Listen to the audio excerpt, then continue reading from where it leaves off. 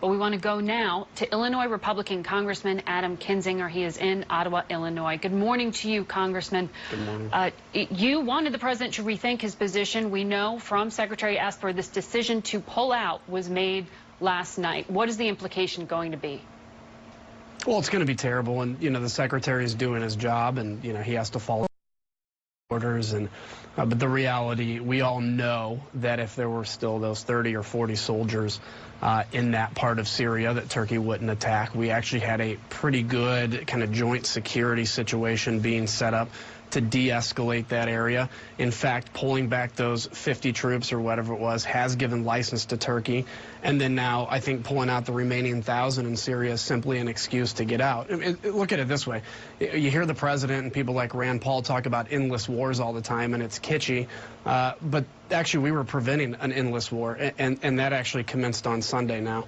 A week ago. And so it's really depressing. And for me as a guy that served in the military and really got into politics because of, I believe in the role America plays, to see this yet again, leaving an ally behind, abandoning people that we frankly told that we were going to be with, is disheartening, depressing. Frankly, it's weak, and I don't see how it follows through on the president's promise, his biggest promise of the campaign, to defeat ISIS, because I think it is going to resurge. Is the president putting U.S. national security at risk?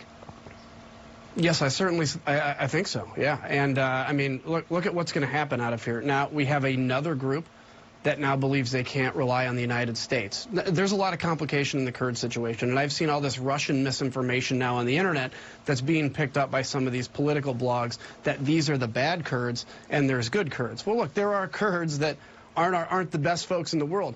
But there are also people that we have chosen to equip to fight ISIS, that we were with. We had created a situation in which there was stability. And out of an impulsive decision, I think that the president made, otherwise it was cold and calculated because he's been thinking about it for a while and nobody else knew. The Kurds found out on Twitter, for goodness sakes. We have left them to the wolves. And the message this is sending to our allies around the world, I think, is really going to be bad. So what are Republicans and Congress to do about it? Are you completely powerless? No, we're not powerless. I mean, the president has a lot of power, though. And I said that no matter, even under President Obama, I said the president's got a lot of power. That's in the Constitution. The things we can do, we are going to do. We've got a resolution of condemnation, I think, next week, as well as some significant sanctions. The president tweeted about sanctions this morning, but I think he needs to make sure he's following through on them. And they're not going to be surface sanctions. They're going to really hit Turkey hard.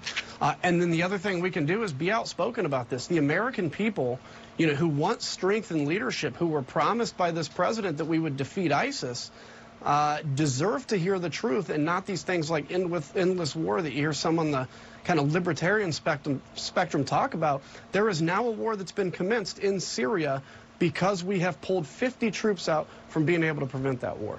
You heard the secretary acknowledge war crimes. The State Department has said they're afraid of ethnic cleansing.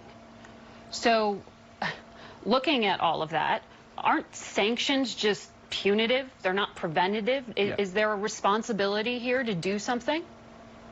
Yeah, well, I think there is. I think it is not necessarily going to prevent Turkey from doing what they're doing.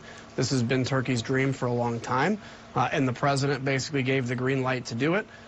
They're going to be important, but I think we also have to continue to say this, which is when the United States backs away, chaos follows through. And we had a situation of stability there. It wasn't perfect. Erdogan probably didn't want to have to do joint patrols with the U.S. because he wanted to attack. But we're the United States of America, and we can prevent things like that. We have to remember the strength we have and not just try to run away from every conflict we could have. So the Wall Street Journal had an editorial that was pretty strong here in sharply criticizing the president, quote, for his habit of impulsive judgment, and they argued that his judgment can be so reckless that many voters who took a risk on it the first time will ask if he's worth a second gamble in 2020. Impeachment won't defeat Donald Trump in 2020, but Donald Trump might. Does this make you question whether you're going to support President Trump in 2020? Well, I'm not going to go there and question whether I'm going to support, but it does, I think the president needs to be aware that, and I know Republican-based voters. I represent both Republicans and Democrats. I have a Republican district. One of the things they loved about Donald Trump is they're like, he says what he means, he's tough, he's, taking the fight to ISIS. And I'm having a hard time seeing how basically pulling out of Syria, and it's not just about protecting the Kurds, it's about getting intel and fighting ISIS. And I don't see how that's going to be a position of strength. So we'll have to see how 2020 plays out on that. Yes, no. Should Erdogan come to the White House next month as planned? No, absolutely not. Thank you, Congressman. We'll be back in 1 minute with the chairman of the House Intelligence Committee, Adam Schiff. Don't go away.